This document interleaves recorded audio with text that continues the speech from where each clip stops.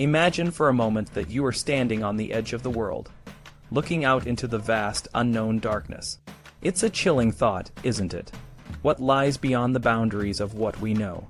The idea that there might be entire continents, civilizations, and creatures that we have yet to discover is both thrilling and terrifying.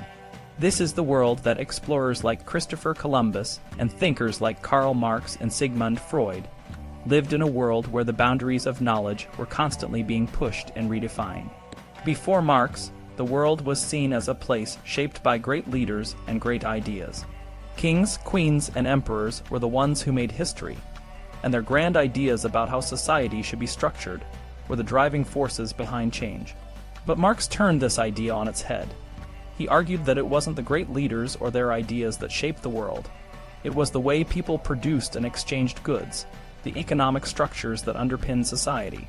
In other words, the way people made their living was the real force behind history. Marx believed that the relationships people had with each other when they worked to produce things, whether they were farmers, factory workers, or business owners, were the most important factors in shaping society. He called these relationships productive relationships, and he argued that they formed the economic structure of society. This economic structure, he said, was the foundation on which everything else, laws, politics, and even people's beliefs and ideas, was built. In other words, the way people made their living determined everything else about their lives. Marx saw the world as a place where different groups of people, or classes, were in constant conflict. The ruling class, those who owned the means of production like factories and land, had a lot of power. The working class, those who had to sell their labor to survive, had very little. Marx believed that this conflict between the ruling class and the working class was the driving force behind all historical change. He thought that one day, the working class would rise up and overthrow the ruling class, creating a new, more equal society. In 1859, the same year Marx wrote these ideas, Charles Darwin published his groundbreaking book, On the Origin of Species. Darwin's theory of evolution by natural selection showed that species change over time because of competition and the struggle for survival. Marx saw a parallel between Darwin's ideas and his own. Just as species evolve through competition, Marx believed that societies change through the conflict between different classes. For Marx, Darwin's ideas were a powerful confirmation of his own theory. Marx's ideas were a reaction to the work of other thinkers, especially the philosopher Georg Hegel.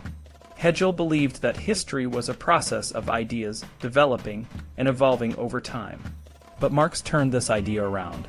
He argued that it wasn't ideas that shaped history. It was the material conditions of people's lives. The way people produced and exchanged goods was the real force behind change. Marx's ideas were a kind of anti-Hegel, a way of thinking about history that was the opposite of Hegel's. Despite Marx's focus on material conditions, his writings were often complex and difficult to understand. He was a philosopher and a revolutionary, and his ideas were often expressed in a highly polemical style. But his questions about the nature of society and the forces that drive historical change were profound and thought-provoking. Even today, non-Marxist historians and thinkers are influenced by his ideas and the questions he raised. While Marx was exploring the hidden dimensions of history through economics, Sigmund Freud was delving into the hidden dimensions of the human mind. Freud was a doctor and a scientist, but he was also a humanist and a lover of literature. He believed that the key to understanding human behavior lay in the unconscious mind, the part of the mind that we are not aware of, but that influences our thoughts and actions.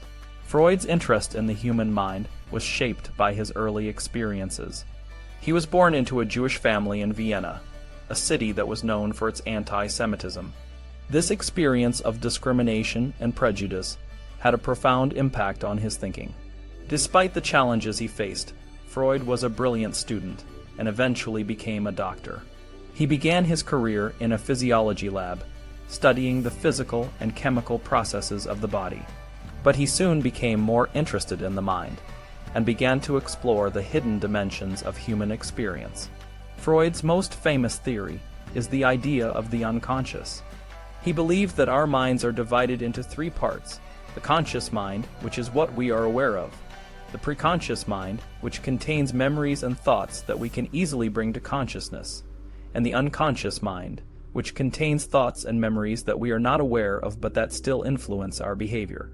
Freud thought that many of our behaviors and emotions were driven by the unconscious, and that understanding the unconscious was the key to understanding the human psyche. Freud's work was revolutionary because it challenged the prevailing view that the mind was a rational, logical entity. He argued that the mind was full of hidden desires, fears, and conflicts that were often expressed in unexpected ways. For example, he believed that dreams were a way for the unconscious mind to express itself. By analyzing dreams, Freud thought he could uncover hidden desires and conflicts that were influencing a person's behavior. Freud's ideas were not always well received. Many people found his theories about the unconscious and the role of sexuality in human behavior shocking and offensive. But his ideas had a profound impact on the way we think about the human mind and behavior. Today, many of his concepts, such as the unconscious, defense mechanisms, and the importance of childhood experiences, are still widely accepted and used in psychology and psychotherapy. Both Marx and Freud were interested in the hidden dimensions of human experience. Marx looked at the hidden economic structures that shape society, while Freud looked at the hidden psychological structures that shape the individual. Their ideas were revolutionary and continue to influence the way we think about the world today. In the late 15th and early 16th centuries, explorers like Christopher Columbus were also pushing the boundaries of knowledge. When Columbus set sail in 1492, he was looking for a new route to Asia. Instead, he discovered a vast, unknown continent that would come to be known as the Americas. The discovery of the Americas was a shock to the European world. For centuries, Europeans had believed that the world was much smaller and that there were only a few known continents. The idea that there could be entire continents that no one had ever heard of was both exciting and frightening.